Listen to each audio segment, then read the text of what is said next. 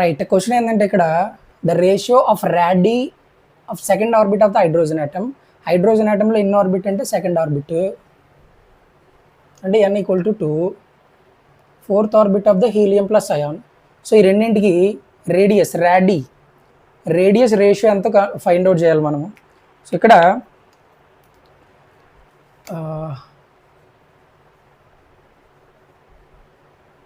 Radius of the orbit of electron. So ఇక్కడ దీని formula ఏంటంటే R is equal to A0 by n square by z. A0 n square by z. A0 ప్లేస్లో ఏం తీసుకుంటామంటే 0.590 value తీసుకుంటాం. So ఇక్కడ solve చేయాల్సింది మనం రేషియోస్ క్యాలిక్యులేట్ చేయాలి కాబట్టి అది వాల్యూ ఏం తీసుకొని అవసరం లేదు, ఈజీగా సాల్వ్ చేసుకోవచ్చు అనమాట. So A0 n square by z. యాక్చువల్గా ఎనర్జీ ఫార్ములా ఏంటంటే 13.6 into z square by n square. ఇది ఎనర్జీది. But n square by z ఏంటంటే రేడియస్ది. చాలా ఇంపార్టెంట్ ఇది. సో ఇప్పుడు ఏమిచ్చాడు, హైడ్రోజన్ ఆటంలో ఎన్నో ఆర్బిట్ అది second orbit. So n equal to 8 అయిపోద్ది, n equal to 2 second orbit కాబట్టి. సో n ఈక్వల్ టు 2ని ఇందులో సబ్స్టిట్యూట్ చేయి.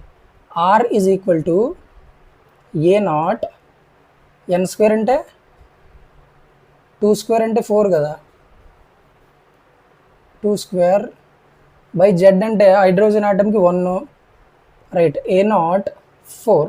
సో ఏమొచ్చిందంటే హైడ్రోజన్ సెకండ్ ఆర్బిట్కి రేడియస్ ఎంత వచ్చిందంటే 4A0 వచ్చింది. అది పక్కన పెట్టుకోవాలగా. సో ఇంకేం ఇచ్చాడు, helium plus ion fourth orbit అంటున్నాడు.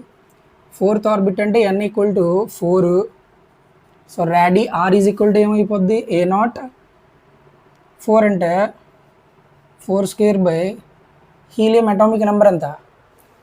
So z equal to helium తీసుకోవాలి కదా, సో హీలియం 2 తీసుకుంటాం. So z equal to 2 right.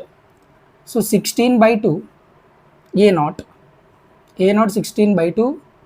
So A0 8. So ఫైనల్గా ఎంత వచ్చిందంటే 8A0. ఇది 2. సో ఈ రెండింటికి రేషియో అడుగుతున్నాడు. దేనికి, హైడ్రోజన్ ర్యాడీకి హీలియం ప్లస్ అయాన్ ర్యాడీకి. హైడ్రోజన్ ర్యాడీ ఎంత వచ్చింది 4A0. హీలియం ఎంత వచ్చింది 8A0.